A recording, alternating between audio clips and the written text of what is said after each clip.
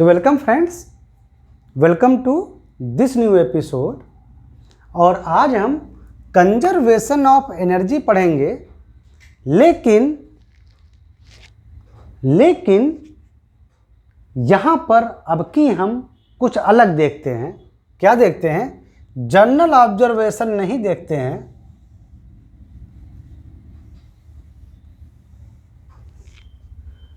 Strictly conservative forces काम कर रहे हो तब। जब कंजर्वेटिव केवल फोर्स काम कर रहे हैं, ओनली कंजर्वेटिव फोर्स, यानी फ्रिक्शन वगैरह मौजूद नहीं है।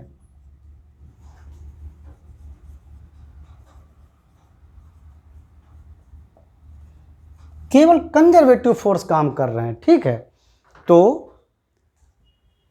और बॉडी हमारी आइसोलेटेड है एंड हमारा जो ऑब्जेक्ट है या बॉडी है या कह लो सिस्टम पूरा, एंड सिस्टम लिखना चाहिए।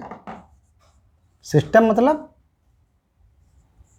अगर यहां आप देखें तो अर्थ और मास सिस्टम है एंड सिस्टम इज आइसोलेटेड, यानी बाहर किसी फोर्स या किसी मीडियम से कोई एनर्जी नहीं मिल रही है।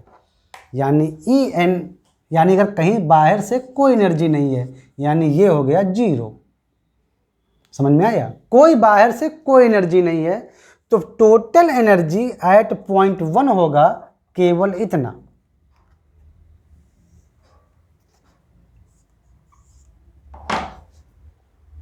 एट पोजीशन 1 केवल एनर्जी जो होगी टोटल, वो होगी पोटेंशियल एनर्जी और काइनेटिक एनर्जी।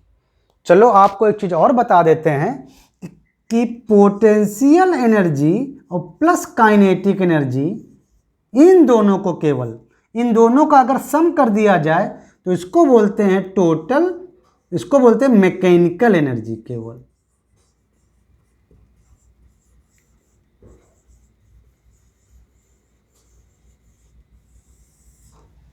इसको बोलते हैं केवल मैकेनिकल एनर्जी। तो एक तरह से E1 यानी फर्स्ट पोजीशन पर आपकी जो एनर्जी है वो मैकेनिकल एनर्जी है। यानी फर्स्ट पोजीशन पर, यानी ये पहली पोजीशन पर एट पोजीशन 1 हमारी जो टोटल एनर्जी है वो केवल पोटेंशियल एनर्जी और काइनेटिक एनर्जी बची। यानी ये एक तरह से देखा जाए तो ये केवल मैकेनिकल एनर्जी है। ओके, क्योंकि हमने सिस्टम लिया है आइसोलेटेड, यानी बाहर कहीं से एनर्जी नहीं दे रहे हैं किसी भी सोर्स से, ना तो थर्मल ना तो किसी बाहरी फोर्स से एनर्जी नहीं मिल रहा है। ओके, और केवल कंजर्वेटिव फोर्सेस काम कर रहे हैं। कंजर्वेटिव फोर्सेस काम कर रहे हैं तो फ्रिक्शन फोर्स सब जीरो। जहां पर फ्रिक्शन फोर्स है वहां पर आप लिख लीजिए जीरो। इन जीरो था, बाहर कोई बाहर से कोई एनर्जी नहीं दे रहे हैं, तो ये भी आप जीरो कर दीजिए। तो बचा क्या?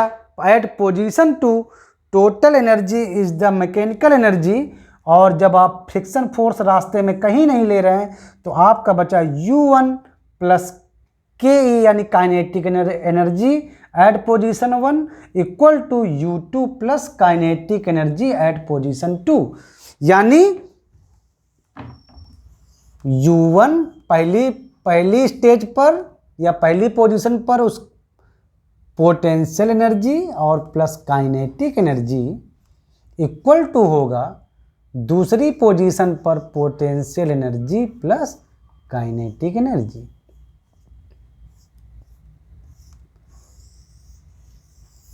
यहां से आपको पता चला कि पहली पोजीशन पर टोटल मैकेनिकल एनर्जी और दूसरी पोजीशन पर टोटल मैकेनिकल एनर्जी सेम रहेगी, क्योंकि हमने रास्ते में कहीं कोई फ्रिक्शन फोर्स अबकी नहीं लिया है, यानी कोई नॉन कंजर्वेटिव फोर्स प्रेजेंट नहीं है।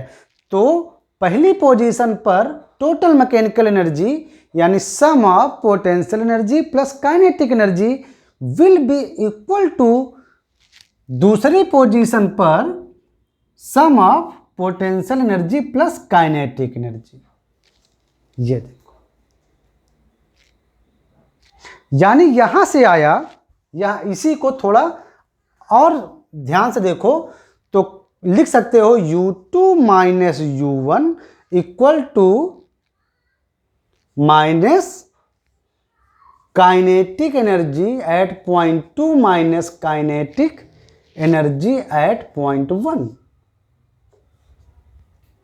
यानी change in potential energy equal to minus change in kinetic energy. ये देखो भाई, दूसरी पोजीशन पर पोटेंशियल एनर्जी माइनस पहली पोजीशन पर potential energy is the change in potential energy total, और दूसरी पोजीशन पर काइनेटिक एनर्जी माइनस पहली पोजीशन पर kinetic energy is the change in kinetic energy total, और ये निगेटिव साइन। इसका मतलब कि अगर यहां से यहां जाने में पोटेंशियल एनर्जी मान लो बढ़ती है, अगर ये पॉजिटिव आएगी तो जाहिर सी बात है कि काइनेटिक एनर्जी हमारी निगेटिव आएगी। मतलब निगेटिव मतलब बताता है कि अगर एक चीज बढ़ेगी तो दूसरी चीज घटेगी। इसका मतलब देखो, ये बॉडी, इस बॉडी को आप पहली पोजीशन पर देखिए, ध्यान से देखिए, ये ज़्यादा हाइट पर है, यानी इसकी पोटेंशियल एनर्जी ज़्यादा है यहाँ पर। तो जब ये यहाँ से यहाँ पर बॉडी आती है तो उसकी हाइट कम हो जाती है। इसका मतलब उसकी पोटेंशियल एनर्जी जो ग्रेविटेशनल के कारण है वो घटेगी। तो बॉडी जब 1 पोजीशन से 2 पोजीशन पर आई तो आपने देखा कि उसकी पोटेंशियल एनर्जी घटी।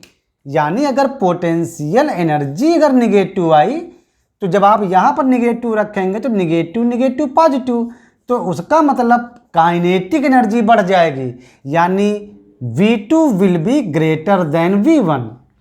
जो भी पोटेंशियल एनर्जी उसकी घटेगी उतनी ही उसकी काइनेटिक एनर्जी बढ़ जाएगी। मतलब ये फंडा, पोटेंशियल एनर्जी और काइनेटिक एनर्जी का सम हर पॉइंट पर सेम रहेगा। यहाँ पर भी अगर इसकी हाइट h3 है और इसकी वेलोसिटी यहाँ v3 है तो potential energy plus kinetic energy at this number 1 equal to potential energy plus kinetic energy at number 2 equal to potential energy plus kinetic energy at number 3 position, यानी sum of mechanical energy will be constant, यानी conservation of mechanical energy. इसको ये भी बोल सकते हो, उसको बोलते हैं conservation of mechanical energy of system.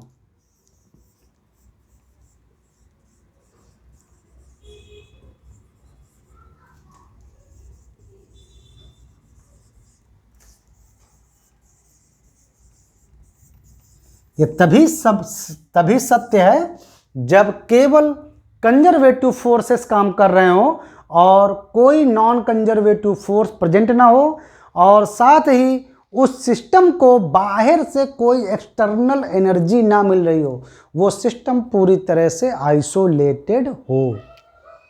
समझ में आया? और यहाँ पर अगर एक पोजीशन से दूसरी पोजीशन पर अगर पोटेंशियल एनर्जी बढ़ती है तो जाहिर सी बात है कि काइनेटिक एनर्जी घट जाएगी, यानी एक की बढ़ोतरी दूसरे की कीमत पर। पोटेंशियल एनर्जी की बढ़ोतरी काइनेटिक एनर्जी की कीमत पर, और काइनेटिक एनर्जी की बढ़ोतरी पोटेंशियल एनर्जी की कीमत पर। समझ में आया? तो ये है conservation of mechanical energy of system.